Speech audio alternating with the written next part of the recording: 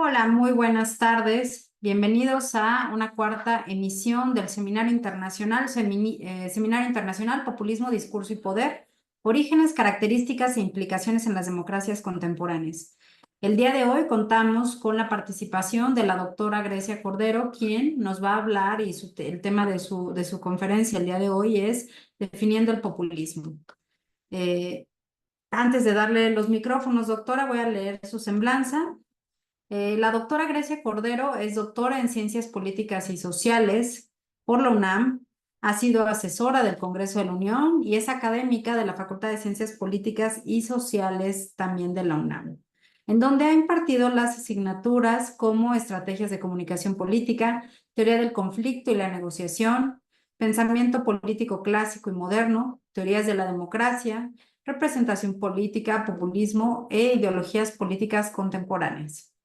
Sus líneas de investigación giran en torno a la teoría y filosofía política, las teorías de la democracia, las teorías de la representación política y también el populismo e ideologías políticas contemporáneas. Entre sus aportaciones más recientes se encuentran los artículos Populismo y neoliberalismo como izquierda y derecha ideológicas en el siglo XXI, artículo publicado en la Revista Mexicana de Sociología, así como el capítulo intitulado La ideología populista y su doble neoliberal, una precisión teórica a Ernesto Laclau, perteneciente al libro Populismo y el México de hoy. Así también el título Los rostros de la desdemocratización, en el libro Categorías políticas de la democracia ante un mundo en cambio. Doctora, muchísimas gracias. Les cedo los micrófonos. Hola, muy buenas tardes a quienes nos están acompañando en esta transmisión en vivo. De verdad, muchas gracias por presenciar esta sesión. Estoy muy honrada de esta invitación. Buenas tardes, Alejandra. Buenas tardes, doctora Samaniego, maestro Jesús Rivera. Agradezco mucho la invitación y la organización de este seminario por parte del programa de posgrado en Ciencias Políticas y Sociales, el Centro de Estudios en Ciencias de la Comunicación y el Centro de Estudios Políticos. Y bueno, particularmente agradezco a la doctora Carla Valverde, al doctor Fernando Ayala y a la doctora Andrea Samaniego por hacer posible estos seminarios tan necesarios en la discusión conceptual de las ciencias políticas y sociales. Y bien, bueno, pues bienvenidas, bienvenidos. Y hoy mi conferencia la he titulado Definir al populismo. Y bien, es muy importante pensar en las definiciones. Hoy hablamos, es una palabra incluso fácil ya decir, ¿no? Populismo. Populismo de izquierda, populismo de derecha, populismo liberal, populismo neoliberal, populismo fascista, populismo criminalístico, populismo en la carta del restaurante, populismo amoroso, ya no sabemos, ¿no?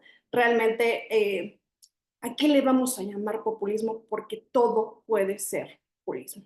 Y esto constituye un gran problema en las ciencias sociales, porque cuando un concepto, como sabemos, se extiende demasiado, entonces pierde capacidad explicativa. Y cuantos más usos tengamos del populismo, menos utilidad tendrá este concepto para analizar la realidad social. Entonces, si todo es populismo, entonces ya nada lo es. Entonces, parto de esta preocupación justamente para pensar, definir qué es el populismo. Entonces, voy a partir de una reflexión de Gerardo Aboy, de hecho voy a citarlo, un colega muy destacado en Argentina, y me gusta mucho esta reflexión que nos dice, cada quien tiene derecho a construir su propio diccionario, pero en un debate académico, que es lo que estamos haciendo, todos tenemos la obligación ética de tratar de hacernos entender en una lengua común. Entonces, esa obligación ética, pero también analítica, ¿no? Recordando a Bourdieu, ¿no? En sociología, como en otros campos, ¿no?, de las ciencias sociales, una investigación seria conduce a reunir lo que vulgarmente se separa, pero también a distinguir lo que vulgarmente se confunde. Entonces andamos en muchas confusiones cuando hablamos de populismo. Un concepto comodín que lo usamos, digamos, para cualquier cosa que nos suena que está cuestionando o permitiendo la democracia. Entonces, esta conferencia está destinada a ver cómo usamos al populismo, con qué otros conceptos está emparentado, pero no podemos usarlo como sinónimo. Entonces, a lo largo de mi investigación, fue una investigación doctoral, me preocupé es una propuesta, finalmente una propuesta discutible como todo, sobre una definición del concepto. Y encontré varios hallazgos, entre ellos que buena parte de la discusión sobre el concepto de por qué no nos ponemos de acuerdo sobre qué es el populismo tiene que ver con la polarización ideológica también del concepto. Entonces, hemos sido incapaces de buscar un núcleo común dentro de esta definición. Y así propongo los dos usos del populismo: el uso apologético y el uso peyorativo del populismo. Así que cuando analizamos, voy a analizar ahora las principales definiciones de populismo. Las más, digamos, destacadas, reconocidas en el debate, van a ser Margaret Canavan con su definición de estilo político, Kurt Weiland, ¿no?, como estrategia política, Ernesto Laclau como lógica política. Y bueno, pues tenemos otras definiciones relevantes ya más contemporáneas, aunque bueno, también en ese mismo tiempo, Casmut también hablaba ya del populismo como ideología delgada, ¿no? Pero ahora vamos a encontrar definición de ideología, por ejemplo, en Rosanvallon, o una definición de Müller como postulado moral de representación exclusiva. Entonces, bueno, por ahora me voy a centrar en las más reconocidas: estilo político, estrategia política, lógica política. Y bueno, algo muy interesante es que esta conferencia es producto, obviamente, también de mi experiencia como académica. Así que, bueno, en contacto con mis estudiantes, a quienes les agradezco profundamente sus dudas, siempre enriquecen toda la discusión. Y bueno, alguna vez yo le pregunté a mis estudiantes, ¿qué creen que es el populismo? ¿Cómo me definirían el populismo? Y me dijeron lo siguiente: un cierto tipo de liderazgo para obtener y ejercer el poder, diciéndole a la gente lo que quiere escuchar, complaciéndola para obtener la aprobación, ¿no?, el voto. Promesas fáciles, populacheras, un espejismo para acabar con la democracia. A grandes rasgos, esto fue lo que me dijeron. Y después hicimos un análisis que nos pareció muy relevante porque, en efecto, cuando analizamos teóricamente las definiciones de Weiland y de Canavan, vamos a ver, bueno, les voy a leer, por ejemplo, ¿no? Canavan. Ella define el populismo como un estilo político redencional de la política que acompaña a la democracia como su sombra. Para la politóloga británica, la metáfora de la sombra de la democracia se refiere a que este populismo es la democracia redentora, hospitalaria, para un romanticismo que por un lado se oscurece en la retórica populista y por el otro en utopías racionalistas, ya que los gobiernos no pueden controlar las condiciones económicas que prometen, de modo que el populismo como estilo político redencional implica una apelación al pueblo cuya función es la de actuar como válvula de escape social o lubricante de la maquinaria democrática pragmática. Y así da nuevas movilizaciones populistas en el ciclo eterno entre promesa y desempeño democrático.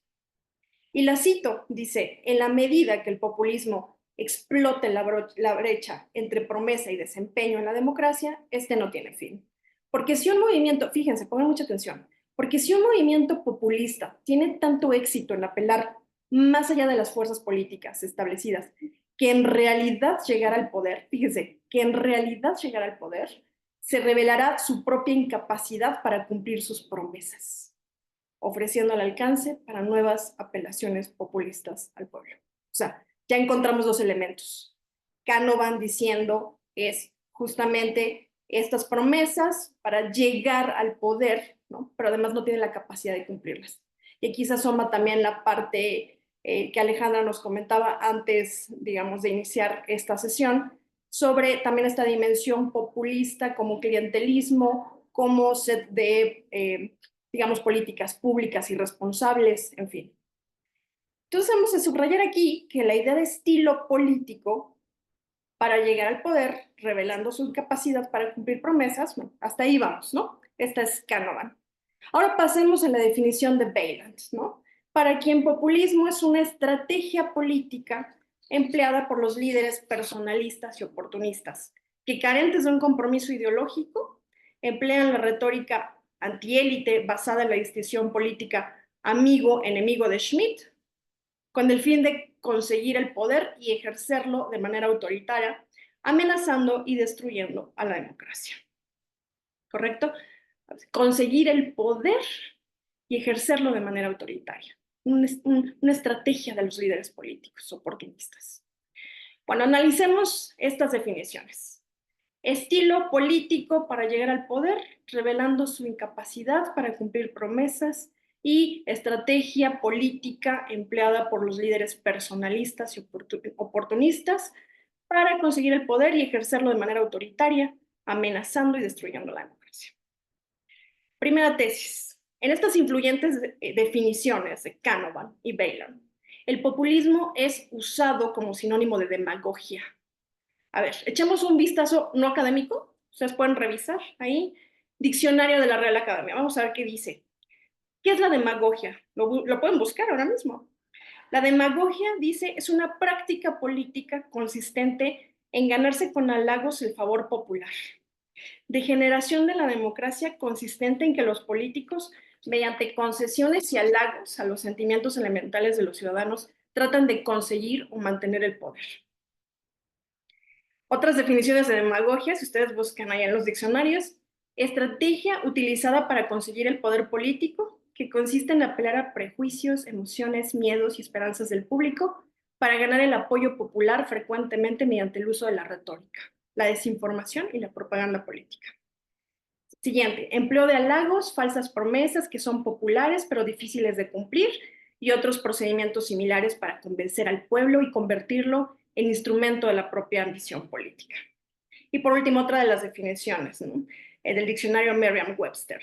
Definición del demagogo como un líder que hace uso de los prejuicios populares y las falsas afirmaciones para ganar poder. Entonces ya vimos que tiene un gran paralelismo con las definiciones de Bayland y Canavan. Están utilizándolo como sinónimo de demagogia. Pero vamos a ver, esto ya lo observó la profesora Valentina Pazé de la Universidad de Turín, este uso peyorativo del populismo, digamos, como sinónimo de demagogia. Pero además, hay que decirlo, esto en términos de sociología política moderna es un equívoco completamente. Porque la demagogia solo a la luz de la antigüedad, o sea, estoy pensando en Platón y Aristóteles, y digamos, en las primeras repúblicas, digamos, Francia, Estados Unidos, Inglaterra, ¿no? Digamos, pues solamente ahí se despreciaba a los demagogos, ¿no? Incluso se veían como un gran peligro, ¿no? Vamos a ver en el Federalista, ¿no? Por ejemplo, le tenemos miedo a esos demagogos que van a controlar al demos incompetente e irracional. Entonces, digamos, esta concepción, digamos, que solamente vamos a encontrar en la antigüedad y en las primeras repúblicas, que además despreciaban a la democracia, hay que aclararlo. Solamente quienes despreciaban a la democracia y estaban más por una cuestión, digamos, elitista, pues despreciaban a los demagogos. Pero ya nos diría Weber, justamente con la extensión del sufragio pasivo, digamos, con la llegada de los partidos políticos de masas, demagogia, ¿no? Y democratización van de la mano. O sea, de hecho, no hay política sin demagogo, no hay democracia sin demagogo. Digamos, en este sentido, que, digamos, una lectura equivocada de Weber, que además es muy común, nos llevaría a pensar algo así como el gobierno de las leyes, pero no de los hombres. La moderna democracia de masas por el contrario, ¿no?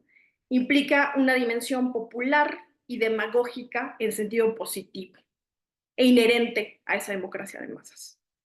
Así que cuando escuchamos muy a la Krause, ¿no?, que el populismo trata del líder carismático que se opone a la legalidad y a las instituciones, estamos priorizando el momento legal por encima del carismático. O al revés, cuando se habla de legitimidad por encima de la legalidad, estamos priorizando el momento carismático por encima del legal. Entonces, así estamos ignorando la dialéctica del Estado democrático, que vemos en Heller, pero también en Weber, ¿no? Por eso son tipos ideales. Nuestro error sería leer a Weber tal cual, ¿no? Contra el carisma, contra el político, lo que les decía, ¿no? Gobierno de las leyes, pero no de los hombres. Resulta que son ambas. Es una dialéctica el Estado democrático. Entonces, cuando caemos en una de estas posiciones, estamos ignorando esa dialéctica y estamos cayendo en la falsa dicotomía entre legalidad y legitimidad, entre dominación legal y dominación carismática. Pero pues nunca están separados. Y esto nos presentaría una bifurcación entre dos posiciones absolutas del derecho. Los kelsenianos, que ven al demagogo como el estratega que acaba con la democracia, es decir, el líder carismático por encima de las instituciones y de la legalidad. Y por el otro lado, los schmittianos, que hablan de legitimidad por encima de la legalidad. Lo cierto es que ambas partes, estas posiciones del derecho, tienen parcialmente razón. Pero si la vemos de manera aislada, pues son completamente erróneas, ¿no? Es una dialéctica. Entonces, solo a la luz de esta dialéctica del Estado democrático, ¿no?, podemos entender que es imposible hablar de legitimidad sin legalidad. Y bueno, también es cierto que la legalidad y sus instituciones no son abstracciones neutrales del derecho, por lo que solo a través del cuestionamiento puede hablarse de un cambio social. Entonces vemos así cómo estas definiciones tan relevantes de Weiland y Canavan están usando el populismo como sinónimo de demagogia en un sentido peyorativo, equivocado, erróneo, mala comprensión de Weber, en fin. Pasemos ahora, esto es lo que he denominado el uso peyorativo del populismo, a través de un uso equivocado del populismo como sinónimo de demagogia, insisto, en un sentido peyorativo, cuando sabemos que la moderna democracia de masas es inevitable, la figura del político, del caudillo, del demagogo. ¿Quién hace política? Los hombres. ¿Cómo cristaliza la política? Instituciones. Entonces, optar por ese debate es un error, es caer en una falsa dicotomía. Y ahora pasemos a la revisión de la teoría más acabada del populismo en el siglo XXI, Ernesto Laclau, al que yo denomino el uso apologético del populismo. ¿Qué hace Laclau? Bueno, así como Canavan y Weiland asimilan populismo con demagogia en sentido peyorativo, Laclau asimila el populismo con el concepto de lo político, la política y la democracia identitaria de Carl Schmitt. Pero vamos a ver que hay una, también hay una, no estaría comprendiendo a Schmitt, vamos a ver por qué. En efecto, en Laclau, vamos a ver que el populismo como construcción de identidades políticas, tanto de izquierda como de derecha, a través de la apelación discursiva del pueblo, ¿no? Vamos a ver esto. En efecto, ¿no?, aquí vemos la recuperación schmittiana de la democracia identitaria o radical como una izquierdas y derechas, ya que se trata de la democracia como identidad entre gobernantes y gobernados y todos sus mecanismos de la democracia directa, ¿no?, como tipo ideal. Los plebiscitos, la consulta popular, la idea del comisario, que no es un representante, el mandato imperativo del pueblo, ¿no? Y bien, si lo analizamos de esta manera, es decir, como sinónimo de la democracia identitaria en Schmitt, el populismo en Laclau es usado como este sinónimo de democracia identitaria que construye identidades políticas, que en efecto es inherente a la democracia de masas. Si es así, toda política en democracia tendría un cierto grado de populismo, ¿cierto? Lo que nos afirma Laclau también. Pero vemos aquí cómo nuevamente se diluye el concepto y se extiende hasta perder especificidad. Toda política en democracia sería populista, bajo esta perspectiva, o tendría un grado de populismo. Vamos a ver ahora en este análisis de la razón populista cómo acusado ser el populismo de ser una estrategia política de los líderes oportunistas para obtener el poder a través de un llamado al pueblo y del uso de la retórica anti-establishment, amigo-enemigo, Laclau entonces ahora sublimará epistemológicamente dicha idea, convirtiendo su concepto de populismo en un sinónimo del concepto de lo político schmittiano. Entonces nos diría algo así como el populismo ya no sería una estrategia política cualquiera, sino se trata de una lógica política o una estrategia discursiva y performativa por la que se articulan las demandas democráticas. Laclau establece, al igual que el concepto de lo político en Schmitt, que no es una ideología, no es una base social específica, sino un cierto grado de intensidad de asociación o disociación de los hombres que alcanza su especificidad política o propiamente populista cuando los hombres se articulan en la unidad decisiva del pueblo frente a las instituciones. De ahí que se puede hablar de populismo de izquierda y populismo de derecha. Sin embargo, cuando analizamos con mucho cuidado la propuesta teórica de Laclau, vamos a ver que hay un segundo momento. Esa es mi propuesta de relectura sobre Laclau. Vamos a ver que en un segundo momento, en polémica con Zizek, ¿no?, señala que en su noción de significantes flotantes, acepta que está retomándolo punto por punto de Georges Bataille en su estructura psicológica del fascismo.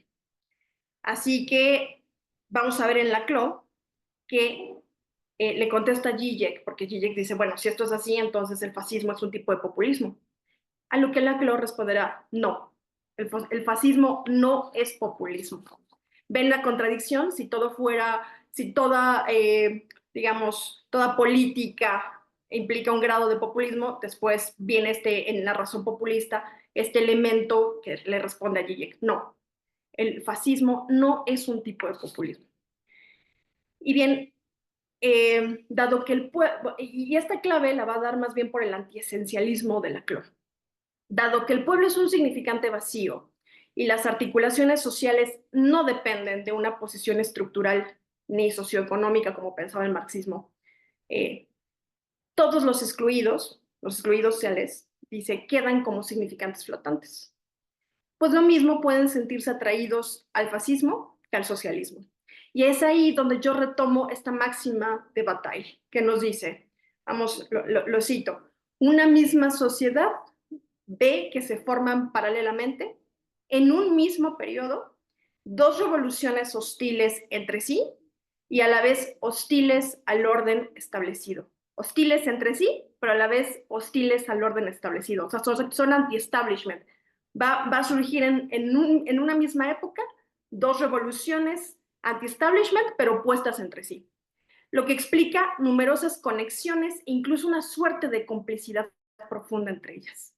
O sea, por eso esto nos diría que aparentemente hay un populismo de izquierda y un populismo de derecha, pero en realidad lo que Laclau está proponiendo es esta democracia identitaria radical de que efectivamente es un método en el que, digamos, tendrían sus dos variantes. Pero cuando leemos a Laclau en clave de Bataille, nos está diciendo claramente, no, solamente hay un populismo.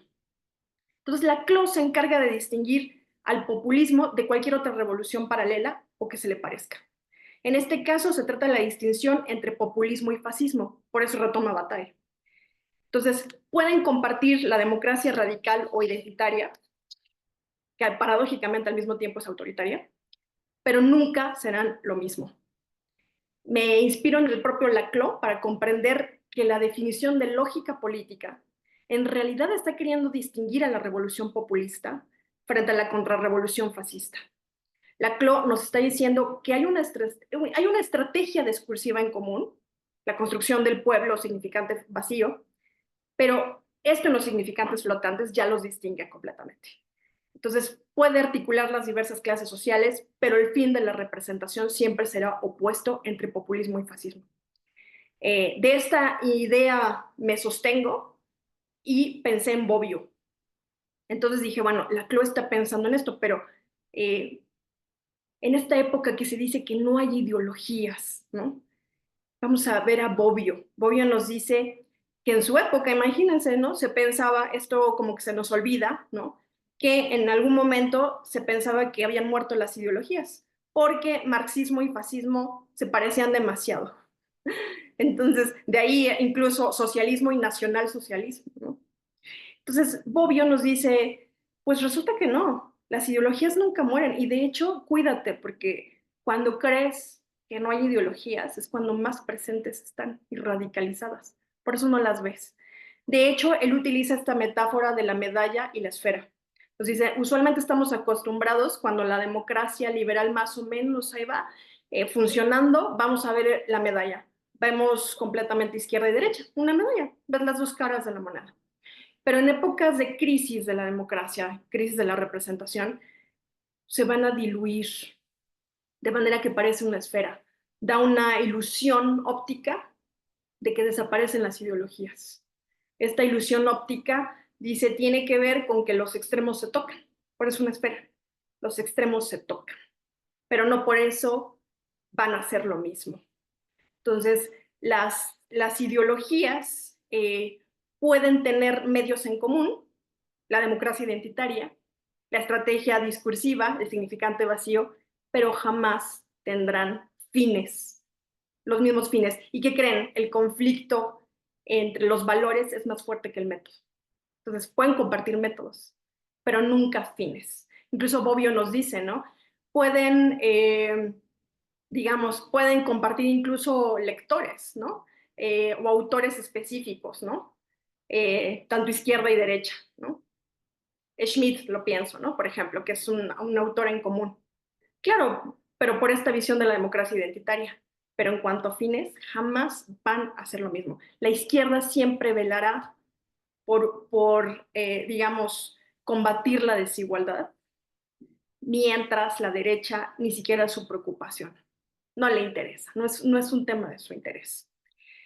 Entonces, digamos, en este sentido, yo retomo, digamos, esta idea de Bobbio, aunado a Laclau, reinterpretado a Bataille, y justamente pienso y retomo a quien yo considero el primer politólogo que vio esta distinción entre que Laclau ya nos diría en los significantes flotantes, o sea, comparten el significante vacío, que es el pueblo, la democracia identitaria, en pocas palabras de Schmidt, pero los significantes flotantes son dos revoluciones opuestas entre sí. Aunque sean anti-establishment, son opuestas.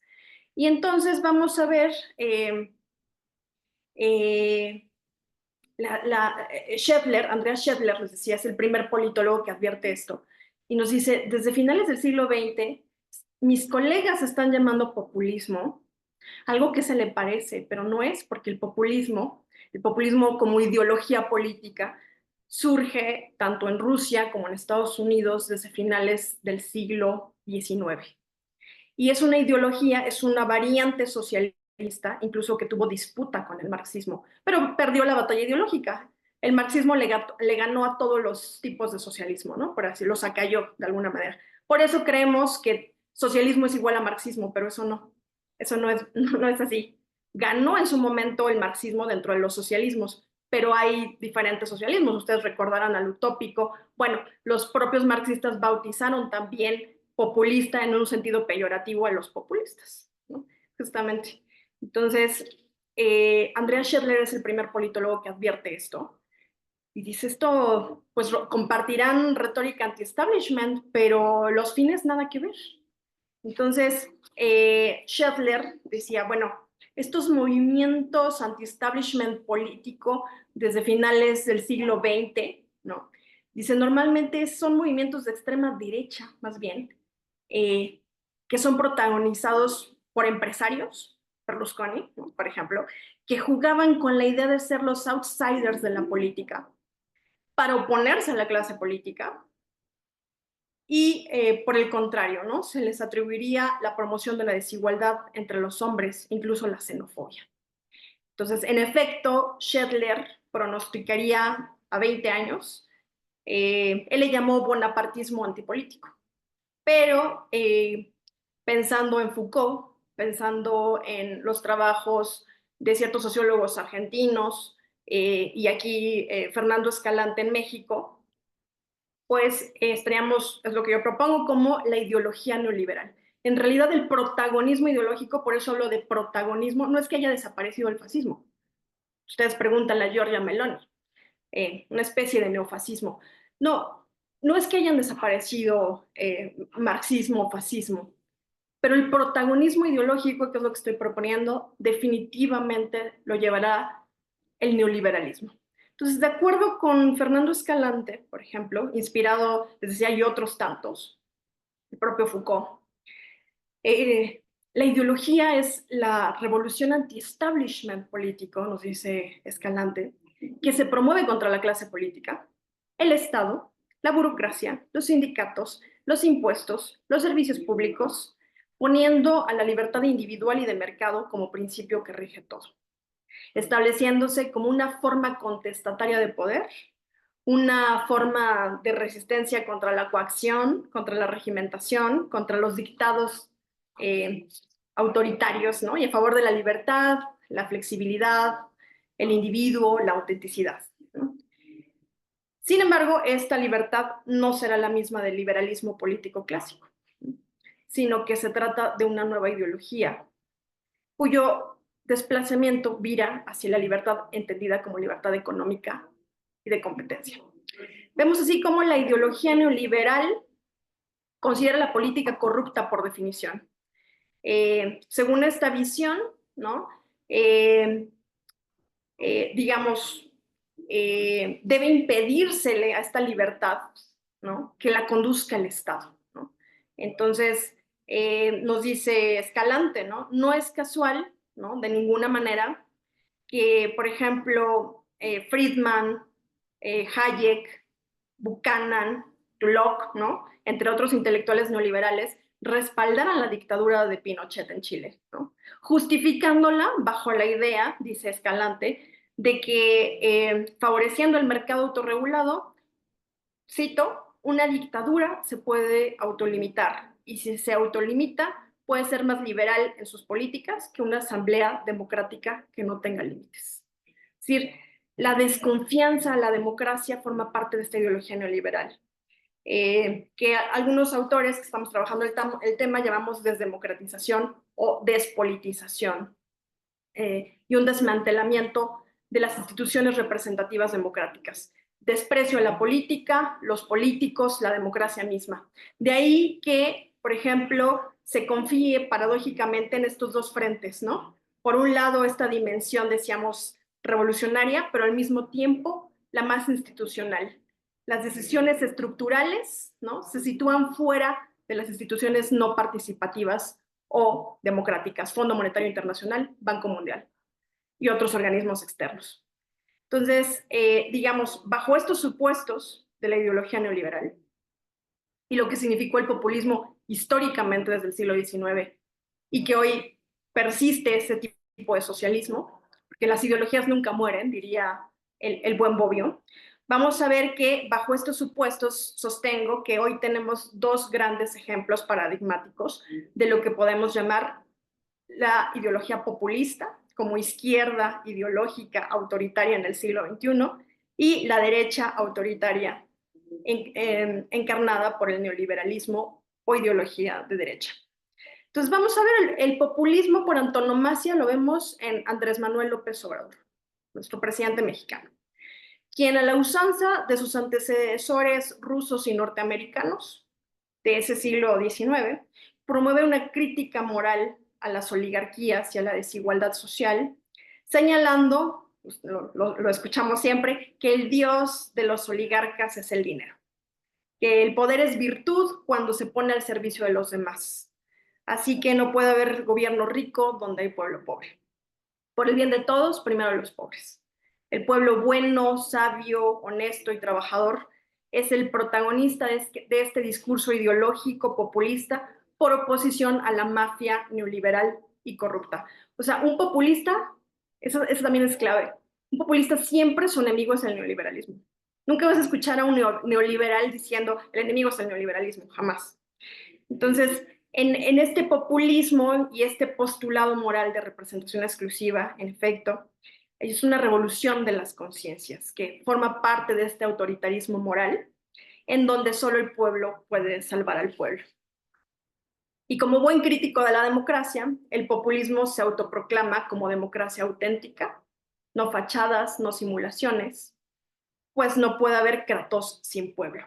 Esta es la misma intención que los marxistas, querían una democracia auténtica, no como pasó con el fascismo, que abiertamente despreció la democracia, como pasa con el neoliberalismo, desprecio la democracia. Entonces, vemos así como en acciones concretas, porque la ideología, nos dice Bobbio, no nada más son como postulados abstractos, tiene que ver con acciones también. Pues justamente, ¿no? Tiene que ver con el gobierno de López Obrador preocupado justamente en temas, digamos, de cómo combatir esa desigualdad, ¿no? Digo, pueden ser cuestionables sus acciones. El tema es cómo se justifica en el imaginario simbólico, ideológico, discursivo, ¿no? Entonces, el aumento al salario mínimo, ¿no? Digamos, la extensión de los programas sociales a los sectores vulnerables, ¿no? Y en contraparte vamos a tener a Javier Milei en Argentina, como yo lo veo como el gran caso paradigmático del neoliberalismo. Entonces, vemos a un Milei declarándose en contra de la casta política empobrecedora, que nos incita a ser esclavos de los políticos y del Estado, dice. La lucha es contra los estatistas. O sea, justo lo que nos dice Escalante, ¿no? No necesitamos al Estado regulando porque cada vez que lo hace las cosas empeoran, dice Milei. Cada vez que interviene el Estado, como es una acción violenta, ¿se dan cuenta? Estado, política igual acción violenta, termina perjudicando el derecho de propiedad y a la libertad. O sea, ¿se dan cuenta? Libertad igual a libertad económica. Y el resultado, dice, es mucho peor de lo que teníamos originalmente. Por eso, dice Milei, hay que invertir en la batalla cultural, invertir en los defensores de la libertad, o sea, libertad igual a libertad económica. Se trata de liberalismo libertario, como dice. Su programa político, bajar drásticamente el gasto público, reducir impuestos, simplificar el sistema tributario, desregular la economía, hacer privatizaciones, abrir la economía, ¿no? Y bueno, aquí viene lo interesante, esta conexión, ¿no? Su presunción de respaldo por parte del Fondo Monetario Internacional y el Banco Mundial, ¿no?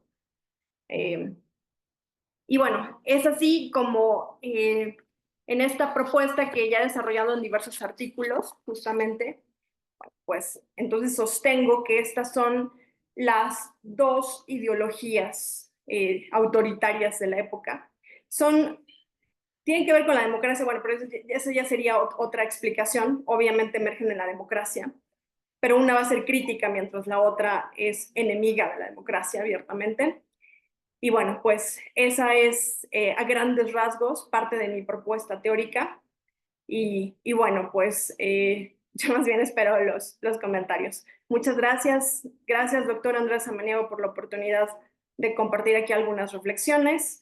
Y bueno, pues así concluyo que hay dos grandes usos del populismo, pero cuando los analizamos a través de la filosofía política y la teoría política, vamos a ver que están utilizando como sinónimos de otros elementos, ¿no? Y bueno, algo que me faltó muy importante decir dentro de la teoría de Laclau es justamente que Laclau, al asimilar su concepto de populismo con el concepto de lo político schmittiano, cae en una incomprensión de lo político en Schmitt, porque Schmitt jamás estaría pensando en una degradación del enemigo, cuando claramente Laclau habla de la crítica absolutamente deslegitimadora a la política. Ese es su gran rasgo autoritario, pero Laclau no lo ve como autoritario, ¿no? Justamente. Pero en términos teóricos, o sea, estaría incomprendiendo a Schmitt, porque Schmitt jamás estaría pensando en un enemigo como al que hay que deslegitimar, por el contrario.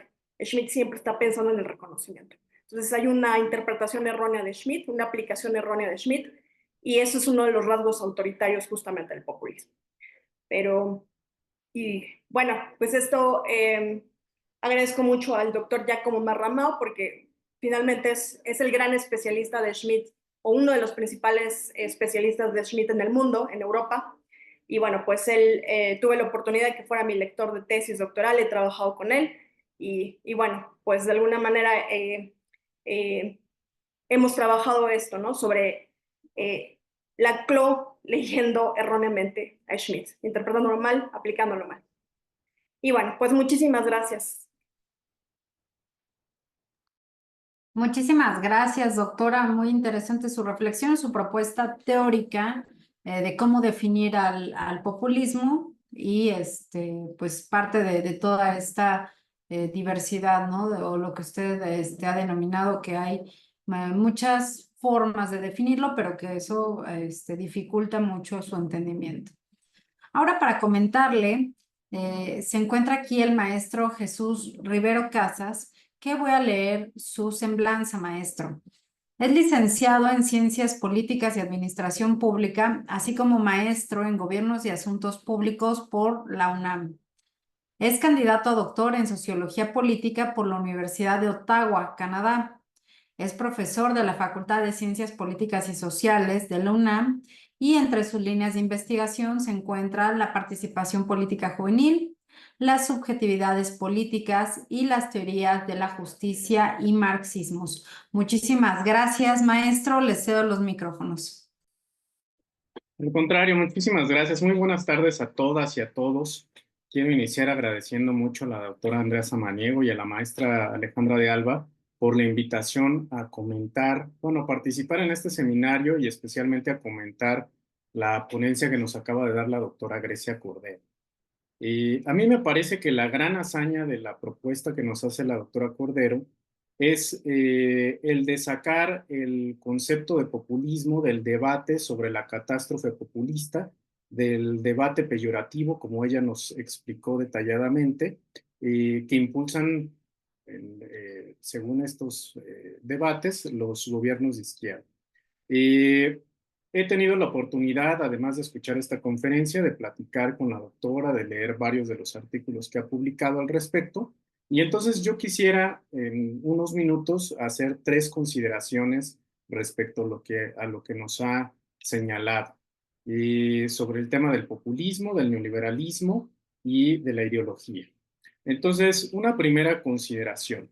La discusión populista ha poblado la discusión en las ciencias sociales, no solo en el mundo, sino en México en los últimos años, sobre todo en nuestro país a partir del 2006 y fue avanzando hasta llegar a su punto cumbre en 2018 cuando gana la presidencia Andrés Manuel López Obrador. La razón ha sido pues tratar de explicar y comprender este fenómeno. A partir de ello, los académicos se han enfrascado en la conceptualización del populismo como una forma de describir las agendas de los liderazgos populistas que llevan a la catástrofe en los países latinoamericanos. Yo coincido con la doctora Cordero cuando ella señala, retomando a Sartori, que ha existido un abuso conceptual del populismo y que a partir de su estiramiento se ha abarcado mucho en extensión y se ha perdido mucho en intención. Entre las definiciones populistas, pues se ha buscado definir una racionalidad, ya nos explicaba la doctora, de líderes políticos que buscan confrontar a la democracia liberal, que de esta forma, como se ha mencionado en algunos artículos de la propia ponente, por ejemplo, figuras como las de Andrés Manuel López Obrador, Bolsonaro, Donald Trump y Marine Le Pen son catalogados como populistas.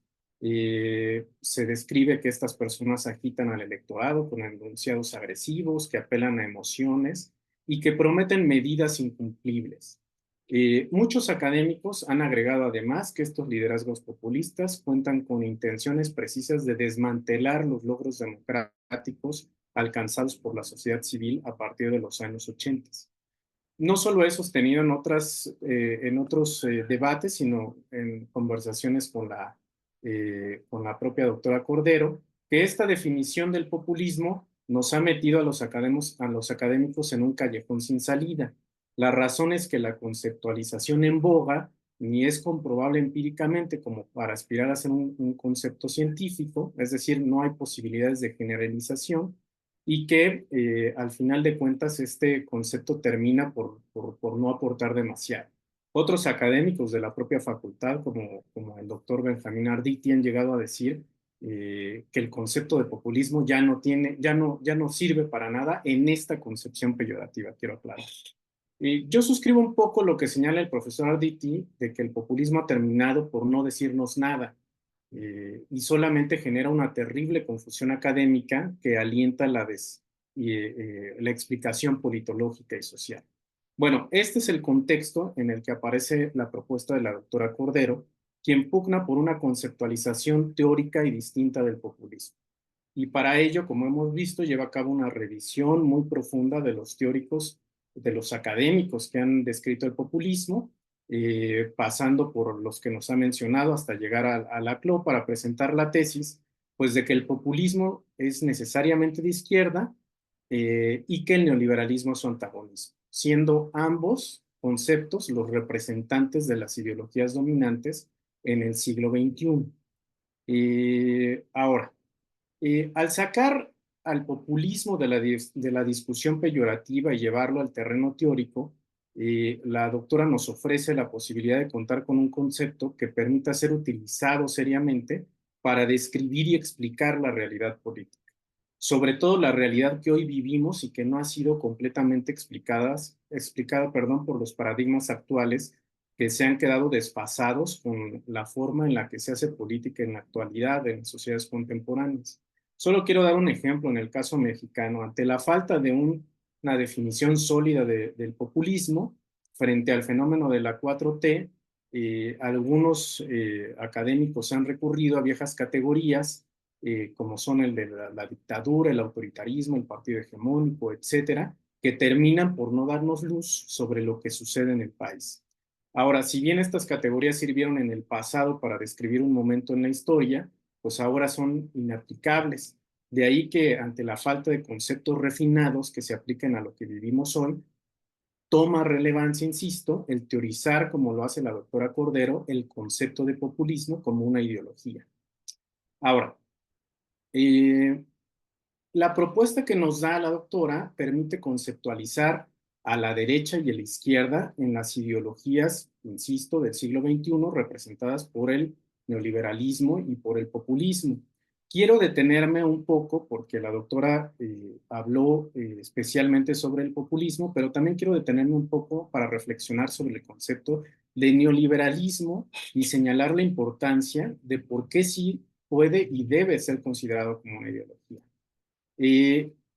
Hasta el momento quizás, decía yo que en los últimos años se ha hablado de populismo, pero antes de estas fechas, quizás el otro concepto de lo que más se ha escrito y se ha trabajado en la academia en los últimos 20 años es precisamente el concepto de populismo. Desde una perspectiva económica, por ejemplo, los académicos, los economistas siempre dicen, bueno, en realidad en la teoría económica no existe algo que se llame neoliberalismo. Sin embargo, en las ciencias sociales, el neoliberalismo como concepto nos ha permitido estudiar las consecuencias políticas, sociales y culturales del capitalismo tardío. Se ha estudiado desde distintas perspectivas. La realidad, sin embargo, es que el neoliberalismo no goza, al igual que el populismo, de ser un concepto con una definición consensuada. Lo que sí podemos decir es que el neoliberalismo es un periodo de tiempo que conlleva una serie de políticas económicas, una serie de cambios políticos y un paquete de políticas públicas que han traído consecuencias reales en las sociedades contemporáneas. Es decir, el neoliberalismo es un conjunto de lo que he mencionado y que se vincula a la concentración o que tiene como resultado y quizás como objetivo la concentración de la riqueza y una agenda ideológico programática que pocas veces se reconoce ligado a la derecha, al conservadurismo. El neoliberalismo, queda claro, no impulsa el logro de la justicia social, tal como nos ha señalado la doctora, o por lo menos tal como se entiende desde la izquierda progresista.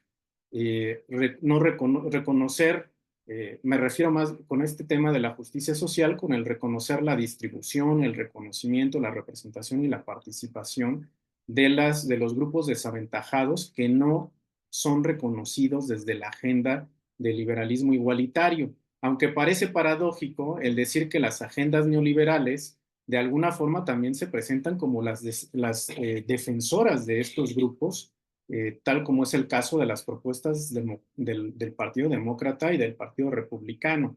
Esto lo sostiene Nancy Fraser.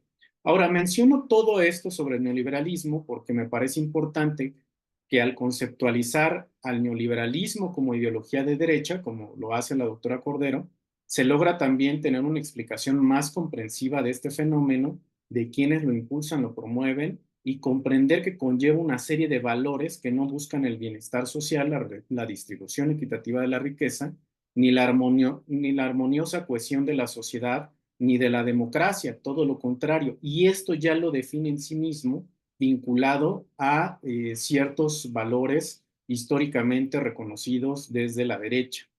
Me quería detener, insisto, en mencionar el tema del neoliberalismo, porque así podemos comprender esta propuesta, cómo se puede reconocer al neoliberalismo como una ideología de derecha y al populismo, como señala bien la doctora, a una ideología de la izquierda.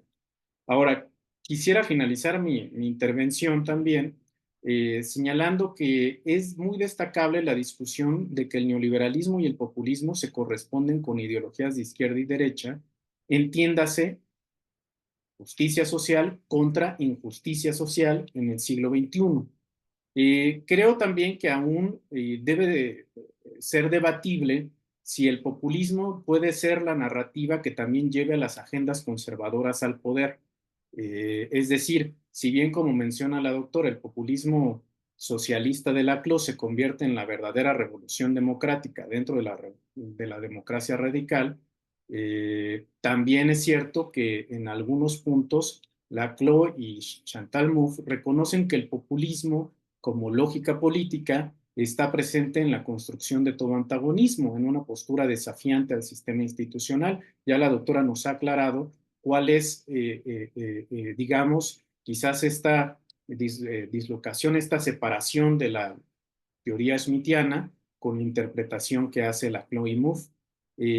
Sin embargo, insisto, todavía es debatible si, como ellos dicen, hay un grado de populismo en todo movimiento social.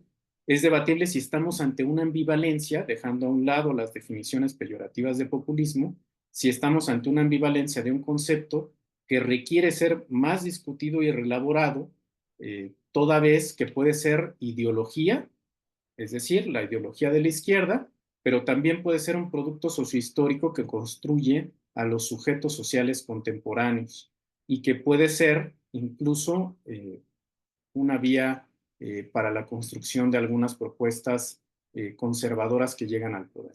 Entonces, para cerrar, lo que quiero decir es, resulta muy valioso que la doctora con su propuesta saque al concepto de populismo de las discusiones peyorativas, de las discusiones que han poblado en los últimos años el quehacer académico y que han terminado por no decirnos nada, para construir una verdadera definición sobre el populismo como una ideología de la izquierda frente a una ideología de la derecha, que es el neoliberalismo, y darnos dos conceptos que nos puedan dar más luz, que puedan ser más operacionalizables, que puedan ser más, digamos, valiosos en la explicación científica de lo social. Entonces yo le agradezco y le reconozco mucho a la doctora Cordero por esto que por toda la propuesta que no nos ofrece solamente en esta conferencia, sino que la ha venido trabajando desde su investigación doctoral, que ya ha sido además esta propuesta publicada en algunos artículos y que hoy nos comparte. Entonces, no solo se lo reconozco, sino le agradezco mucho lo que nos ha expuesto este día. Muchas gracias. Muchísimas gracias, maestro. Sus reflexiones son relevantes en torno a la exposición de la doctora Cordero. No sé si ella quisiera comentar algo respecto de lo que ahorita usted acaba de decir. Sobre la verdadera revolución democrática en la CLO. Sí, pero bueno, yo cuando analizo, por eso hablo del uso apologético del populismo en la CLO, ¿no? Justamente me parece que, digamos, en ese intento, digamos, de respuesta, no intento, a mí me parece que es la teoría más acabada del populismo en el siglo XXI, lo digo con mucho respeto para la CLO. Sin embargo, por eso menciono también que digamos, en esta disputa teórica, ¿no? Con Weyland, por ejemplo, con Canavan, ¿no? Justamente por eso hablo de eso, ¿no? Estas definiciones de estrategia, estilo político. Entonces, como Laclau, por eso hablo de esta sublimación epistemológica, entonces dice, a ver, no va a ser una estrategia cualquiera, ¿no? Va a ser la estrategia de articulación de las identidades políticas en democracia.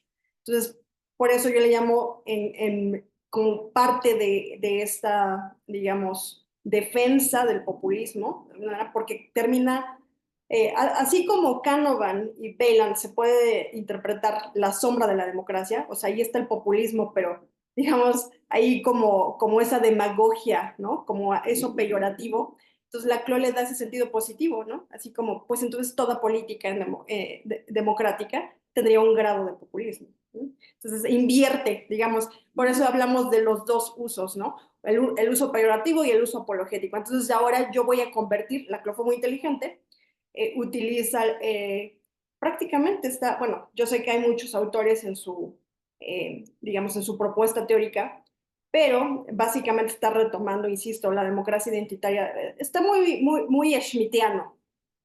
Y entonces, digamos, está retomando la idea de democracia identitaria de Schmitt, pero también el concepto de lo político y la política. Entonces, de alguna manera es para demostrar que el populismo es efectivamente, Jesús, la verdadera revolución democrática. Sin embargo, ¿por qué él está pensando en cómo distinguirlo del fascismo según Bataille, ¿no? Entonces, digamos, en esta defensa lo que él quiere dejar en claro es el populismo siempre será democrático mientras el fascismo no utiliza, digamos, la estrategia discursiva, pero su fin nunca va a ser democrático. Entonces, lo que estoy diciendo es, hay dos lecturas en la CLO.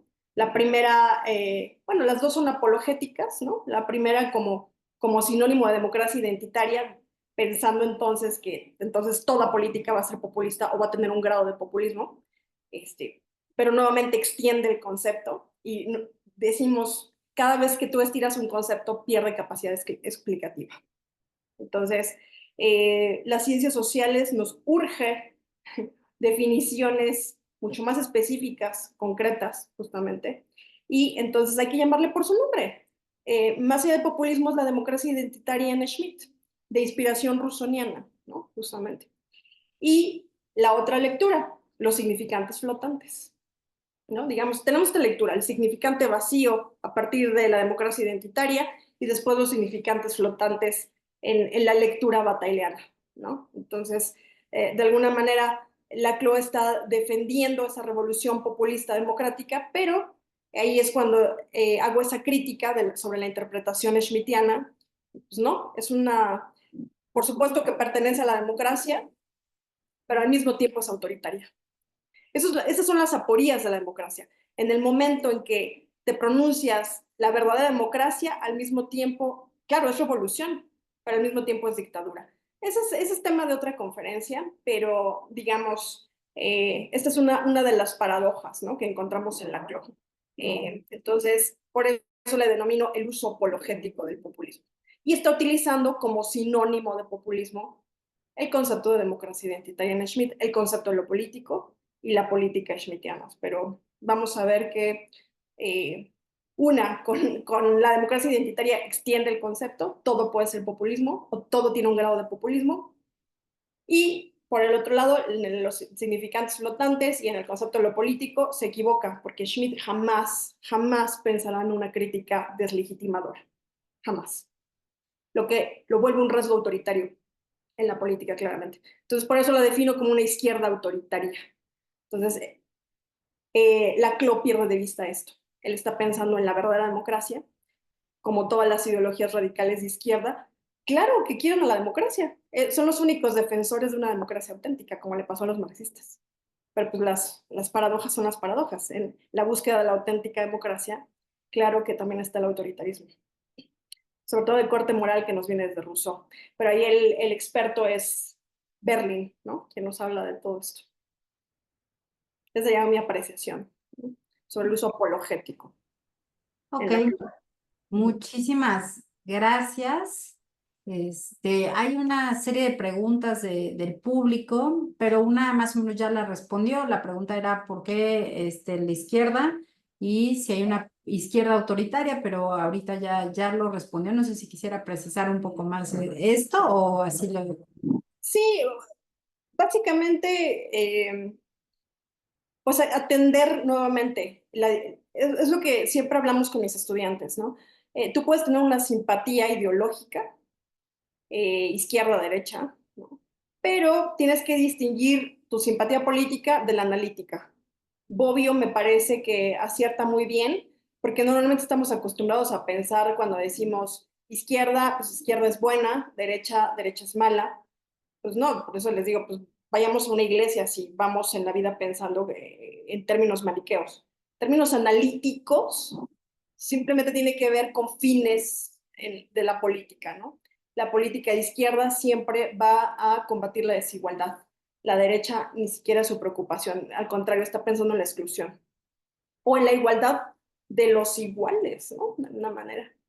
Pero bueno, entonces es esta distinción y por supuesto que existe izquierda y derecha democráticas e izquierda y derecha autoritarias.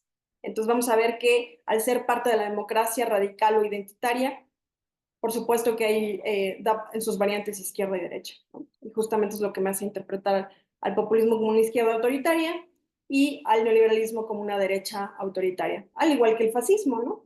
O el marxismo también como una izquierda autoritaria. Son las ideologías, pero insisto, el protagonismo ideológico hoy lo vamos a ver en estas dos, digamos, dos caras ideológicas, populismo y neoliberalismo. Ok. Muchísimas gracias, doctora. Hay otra pregunta ahí que, o sea, hay varias, ¿no? Ahorita le doy la palabra. Eh, Gracias. este, una pregunta que hacen es, ¿en qué se diferencia usted de Rosambalón, Ocas, Mude y Rovira? Sí, claro, ellos también están manejando el populismo como ideología, una definición de ideología. Sin embargo, cuando atendemos la lectura de Rosambalón, vamos a ver, y lo explica claramente, es ideología como sinónimo de cultura política. Está utilizando nuevamente un sinónimo como cultura política. Cuando vemos a Casmud y Rovira como ideología delgada, ahí la respuesta la tendríamos en Berlín, ¿no? Justamente. Hay cosmovisiones, de alguna manera, de lo que yo llamo, diría Laclau, de la democracia identitaria radical. Comparten muchos supuestos románticos, sobre todo nos diría Berlín. Eso lo explico justamente, creo que en mi artículo sobre la precisión teórica Ernesto Laclau, sobre este romanticismo que acompaña estas ideologías. Tienen muchos postulados en común porque son ideologías románticas, pero eso no significa que podamos englobarlas en la categoría, digamos, de populismo.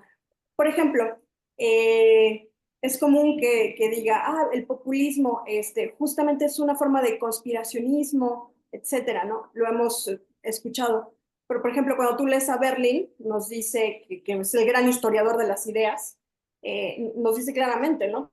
Bueno, es que el conspiracionismo también forma parte de un postulado romántico común a un montón de ideologías. Y a eso erróneamente le estamos llamando populismo. Pero no, son postulados en común de todas esas ideologías románticas. Eso no significa que sean nuevamente populismo. Nuevamente vamos a Bourdieu. No porque se parezcan, vamos a englobarlas. Al contrario, lo que tenemos que hacer en ciencias sociales es especificidades que nos permitan explicar conceptualmente la realidad, ¿no? Justamente. Entonces, lo que vengo diciendo, ¿no? Si populismo es todo, pues entonces ya nada más, ¿no? No sé de qué estamos hablando. Okay. Muchas gracias. Pregunta el público. Andrei Kozlov. Entonces, bajo esta lógica, ¿Trump no sería populista? No existe populismo de derecha. Ya, a grandes rasgos, no existe populismo de derecha. Populismo de derecha, estamos refiriéndonos ya sea a fascismo, pero específicamente, me parece, es parte de la propuesta, estamos hablando de neoliberalismo, prácticamente. Entonces hay que abandonar, yo sí exhorto que abandonemos la idea de un populismo de derecha. En todo caso, insisto, democracia radical o identitaria en su variante derecha y en su variante izquierda. Pero como ideologías políticas, hoy hablamos de ese protagonismo ideológico, ¿no? Neoliberalismo, para mí Trump es claramente un neoliberal, igual que Javier Milei. Giorgia Meloni es un prototipo del neofascismo, ¿no?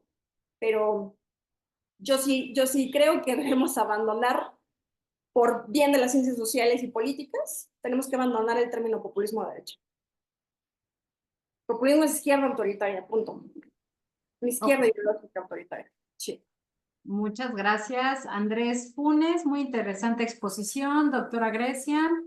Después tenemos, disculpen, está aquí los truenos y relámpagos. Jessica Fernanda dice, gracias por la presentación y el comentario. Perdón si no recuerdo las palabras exactas o si no comprendí bien, pero recuerdo haber escuchado que hay acciones concretas que caracterizan a los gobiernos que representan los dos polos descritos hacia el final de la conferencia, pero que lo que se destacaba eran cómo dichas acciones eran justificadas. A ver, espérenme.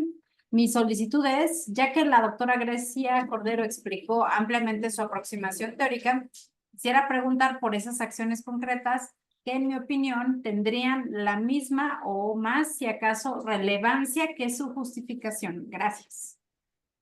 Claro, nuevamente es obvio. Es un equívoco cuando creemos que la ideología, insisto, son así como, ay, pues es mera ideología, como mera retórica, como que está separada de la realidad, no tiene que ver con la praxis. Claro que no sería obvio. La ideología, claro que corresponde con la praxis, porque la ideología no es un programa ideológico, no sería Zizek, no es un programa de, ay, ahora vamos con ciertos postulados. La ideología va en un proceso dialéctico en el que, claro que tienes programas ideológicos y de acción muy concretos, pero al mismo tiempo se van retroalimentando. O sea, la ideología se va justificando en el propio ejercicio del poder, ¿no? Entonces, digamos, quien piense que es mera retórica, o sea, el discurso ideológico no queda en mera retórica. Es esta separación extraña, ¿no? Entre discurso y acción. No, siempre van de la mano. De hecho, cuando tú ves esa separación entre discurso y acción, eres un crítico de esa ideología. Por eso puedes ver ese desdoblamiento, porque eres crítico de esa ideología. Cuando tú estás en la ideología, nos diría Zizek, es inconsciente, ¿no? Por eso sostengo que quienes, por ejemplo, son los críticos del populismo y dicen, es una estrategia para obtener el poder. Pues todas son estrategias. La propia democracia liberal es una ideología y es una estrategia también. No hay estrategia de poder que no contenga una ideología, sino cómo justificas el poder. El poder es simbólico. El ser humano es el único capaz de darle sentido a la crueldad, en nombre del pueblo, de la igualdad, de lo que ustedes quieran. O sea, el tema es cómo se justifica en el imaginario simbólico. Eso es lo que da fuerza a la política. Entonces, pensar o menospreciar las ideologías, como nos han hecho creer, pues es olvidar esta dimensión simbólica del ser humano, que es más fuerte, ¿no? Que cualquier cosa. Entonces, nunca hay una separación, ¿no? Entre ideología y praxis. Es dialéctico. Muchísimas gracias. Alberto Trejo Amezcua pregunta, la pregunta es para el maestro Rivero. En palabras redondas, ¿el populismo y neoliberalismo no son ideologías políticas? Bueno, creo que los dos la pueden responder y es creo que esto es parte de la riqueza del seminario. Tienen posturas diferentes cada uno de ustedes, ¿no? O sea, de los expositores, ¿no? En ese sentido, doctora, bueno, creo que usted ya dio esa respuesta, quiere ahondar y después le doy la palabra al maestro Jesús Rivero. No, esa es mi propuesta, ¿no? Justamente, son ideologías políticas. O sea, nuestro error en las ciencias políticas y sociales sería pensar que no hay ideologías. Las ideologías siempre están ahí, ¿no? Entonces, bueno, están en crisis, pero decimos, cuando tú crees que no hay ideologías, es cuando más presentes están, ¿no? Entonces, hay que poner atención, justamente. No sé, el maestro Rivero. Sí. pueda decir. Sí, bueno, yo quiero empezar diciendo que no hay ninguna perspectiva distinta en lo que, o alguna apreciación distinta entre lo que dijo la doctora Cordero y lo que dije yo. Al contrario, yo lo que traté de hacer es reivindicar la gran hazaña que tiene su propuesta de poder ayudarnos a conceptualizar como ideologías al populismo y al neoliberalismo. Porque, y ahí contesto la pregunta, esto lo que nos permite es comprender cómo en el caso del neoliberalismo, por eso yo me centraba ahí, una serie no solo de consecuencias producto de una serie de acciones y decisiones que afectan a las sociedades contemporáneas, están vinculadas a los postulados de la derecha y cómo, como bien afirma ella, en el populismo podemos ver todos los elementos que se vinculan hacia los temas que impulsa la izquierda, nos permite tener, dos conceptos que ella bien define como ideologías que nos van a permitir ser útiles para explicar los fenómenos políticos y sociales del momento. O sea, yo suscribo todo lo que ha dicho la doctora y insisto en la relevancia de su propuesta, especialmente al sacar la definición del populismo de estas definiciones peyorativas,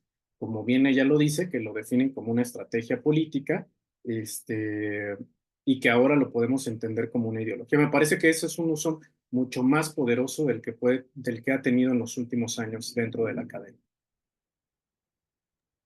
Muchas gracias. Nada más un apunte. Yo cuando decía la pluralidad de ideas era de todo el seminario, no de ustedes dos en específico, sino que pues todos nuestros ponentes parten de perspectivas diferentes, no hay como una visión única. Hoy ustedes parten de una misma visión, pero eso no implica que los de la siguiente semana o los de la semana pasada tengan esa misma perspectiva. A eso me refería. No es como que los estuviera yo contraponiendo para nada, ¿no? Porque incluso los escuché y sé que los dos expusieron y parten o respondieron en ese sentido. Bien. Ahorita Que te interrumpa, es que justamente este es el foco del debate, ¿no? Por eso empecé hablando de Gerardo Aboy. O sea, creo que Gerardo Aboy nos dice muy claramente, ¿no? Es un deber ético. O sea, cada quien puede decir lo que quiera de populismo, pero ese derecho no significa que puedas venir a decir, pues entonces cada quien, ¿eh? Que sería muy en la perspectiva neoliberal. Pues cada quien tiene su verdad. Yo te respeto, pero no te escucho. No hay diálogo. Entonces, no, tenemos un deber ético de intentar escucharnos, ponernos de acuerdo. Es el deber de las ciencias sociales que está en crisis. Justamente eso expresaría la crisis de las ciencias sociales. La incapacidad que tenemos de dialogar, de escucharnos, de ponernos de acuerdo en un lugar común del populismo. Porque entonces te puedes aferrar a una u otra visión. Y entonces decir, no, pues no. ¿Qué es lo que nos dice Zizek, no? La ideología. Oye, te estoy presentando argumentos. Pues cada argumento que me des fortalece mi posición ideológica en contra de lo que estás diciendo. Pues no, se trata de abrirnos, hacer ruptura epistemológica, decía Bourdieu, ¿no? Esa es la provocación, el deber ético y analítico del que hablo, ¿no? Entonces, pues sí, aquí cada quien puede decir lo que quiera, pero no se trata de venir a decir no ocurrencias, pero no se trata de defender una postura ideológica o política, por más que todos la tengamos. Se trata de intentar de analizar tu propia postura ideológica. Digo, no sé, esa es mi visión, ¿no? Justamente estoy abogando por lo mismo que Gerardo Boy. muchísimas gracias. Y creo que parte de este seminario es ahondar y pues tratar de llegar a una reflexión sobre qué sería el populismo, cómo lo podemos definir. Aquí fue la sesión, incluso el título de la exposición hoy es definir al populismo, entonces esa es la propuesta teórica. Gil, a ver, teníamos antes un comentario, Iván Lascano, saludos a los colegas, temas pertinentes para la reflexión y felicitaciones a las organizadoras por abrir este espacio de análisis y reflexión. Después, Gildardo Ledesma Maya dice, ¿cómo recomienda correlacionar populismo con polarización afectiva bajo su propuesta? doctora Grecia Cordero.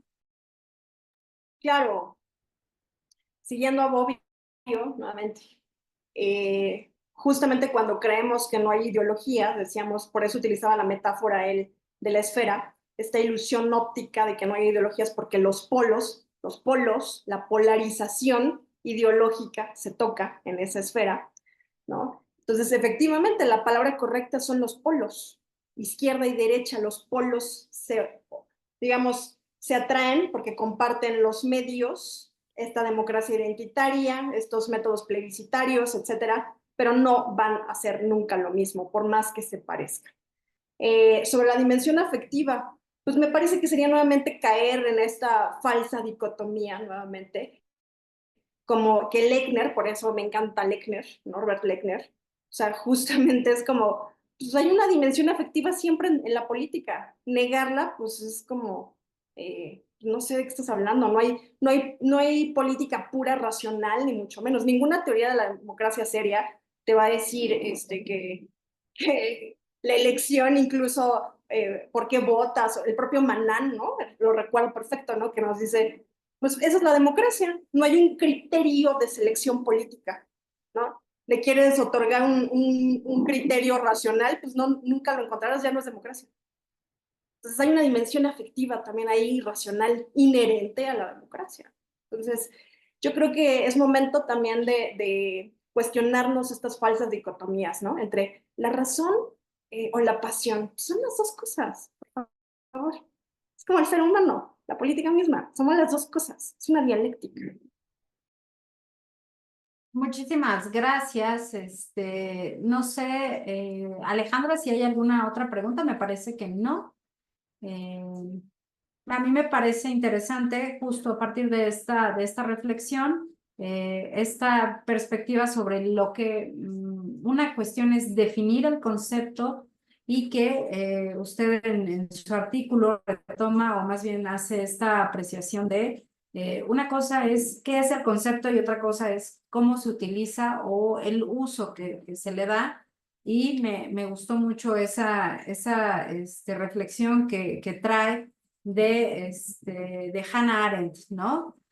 Cuando dice, una cosa es, pues, para qué es el zapato y otra cosa, para qué lo utilizan, ¿no? Y que el zapato se utiliza como martillo, pero eso no significa que un zapato sea un martillo, ¿no? Entonces, también nos ayuda mucho a esa clarificación, ¿no? Cómo se ha usado el concepto y otra cosa es lo que significa. Acaba de llegar otra pregunta. Manuel González, buenas tardes. Descartar la noción de populismo de derecha no sería caer en el concepto apologético del populismo. Y yo aquí hago una pregunta también, sobre todo para nuestro público. Algunos tal vez no están familiarizados con estas nociones. ¿Qué es apologético? Si nos pudiera explicar. Muy buena la pregunta, ¿no? Si definirlo sería nuevamente caer en, porque digo que es una izquierda, entonces sería caer en el moralismo maniqueo político de izquierda buena, derecha mala. Cuando yo hablo, no sé si les parezca poco, pero decir izquierda autoritaria tampoco es mucho consuelo. O sea, estamos hablando, claro, la CLO le llamo el uso apologético porque él se está pensando que está en una democracia auténtica, ¿no? Que de hecho, por eso decimos, parte de una visión de la democracia identitaria de corte schmittiano, rusoniano, pero justamente como yo tengo un compromiso ideológico con el liberalismo, lo expreso, ¿no? Pues justamente, ¿no? La democracia radical o identitaria, sí, claro, es la más democrática, pero al mismo tiempo la más autoritaria. Y bueno, para eso, sobre quien tenga dudas, en este caso, Berlín.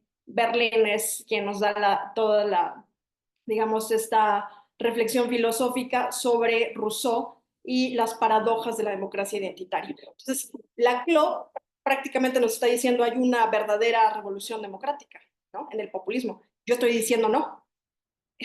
Por eso lo defino como una izquierda autoritaria. No, claramente estamos hablando de una ideología que es autoritaria. Entonces, no porque yo le llame izquierda significa que estoy haciendo una apología. Sería nuevamente caer en esta dicotomía maniquea de izquierda buena, derecha mala, ¿no? Estoy diciendo que analíticamente es una ideología autoritaria que se justifica a través, como nos diría Bobbio, de una lucha contra la desigualdad, una crítica a las oligarquías, ¿no? Y por supuesto, sí tiene una intención de la democracia, a diferencia de los enemigos de la democracia. Los enemigos de la democracia o la derecha autoritaria jamás van a decir, ay, es que queremos una verdadera democracia, ¿no? O sea, el fascismo, las experiencias históricas, o sea, ya lo vimos con Milei y demás, no están pensando en que queremos una auténtica democracia, ¿no? Entonces, a diferencia de los marxistas o los populistas. Digamos, pudo salir contraproducente, pero digamos analíticamente están en la izquierda autoritaria.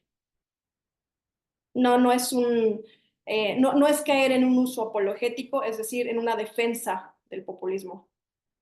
No. Por el contrario, es una crítica a la CLO, claramente. Muchísimas gracias. En esto, pues, ya no tenemos ninguna otra pregunta. No sé si quisieran concluir con esta exposición que nos ayuda justo a discernir sobre cómo definir nosotros al populismo. No sé si quisiera, doctora, unos 5 minutos y después el doctor, el maestro Jesús Rivero. Perdón, aquí con los rayos está lloviendo, no escuché la pregunta, disculpa. Pues que si quisiera concluir o dar unas palabras de cierre, ya ahorita ya no tenemos preguntas del público. No, digo, a grandes rasgos, obviamente sigo trabajando en estos tipos ideales de populismo. Insisto, abandonar el término populismo de derecha.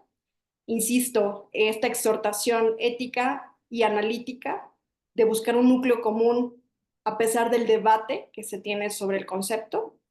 Y bueno, pues esta propuesta de ideología política, no ideología a secas, sino ideología política. Estoy tratando de buscar, digamos, analíticamente un concepto muy delimitado que nos permita analizar la realidad y no extender el concepto a que todo puede ser.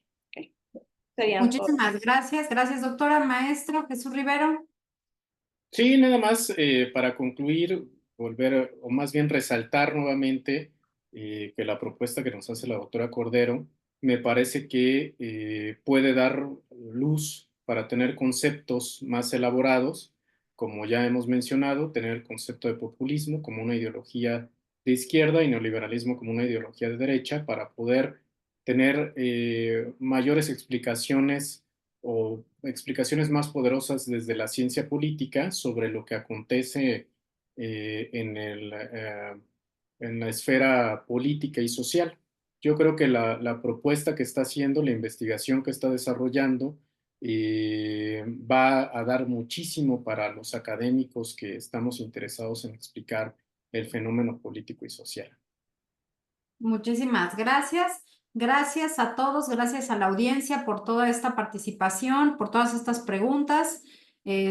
Pues son académicos de la Facultad de Ciencias Políticas y Sociales. Si ustedes están interesados en sus trabajos, bueno, pues yo los invito a que los lean, a que los revisen y también los invito a nuestra siguiente sesión que va a ser el día 17 de septiembre, es el martes, en donde nos va a acompañar el doctor Javier Aparicio Castillos del Centro de Investigación y Docencia Económicas con el tema regresión contra resiliencia democrática.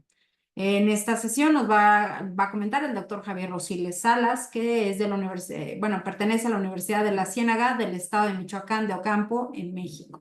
Muchísimas gracias. Yo le agradezco al Centro de Estudios en Ciencias de la Comunicación, al Centro de Estudios Políticos, al programa de posgrado en Ciencias Políticas y Sociales y obviamente a la Facultad de Ciencias Políticas y Sociales por todas las gestiones y la apertura para llevar a cabo este seminario.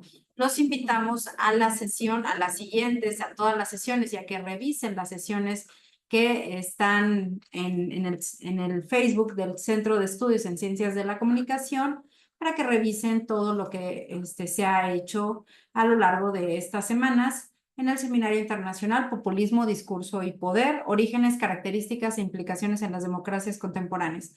Les agradezco mucho, le agradezco también a la maestra Alejandra Moreno Ballesteros por todo su apoyo. Muchísimas gracias, un saludo.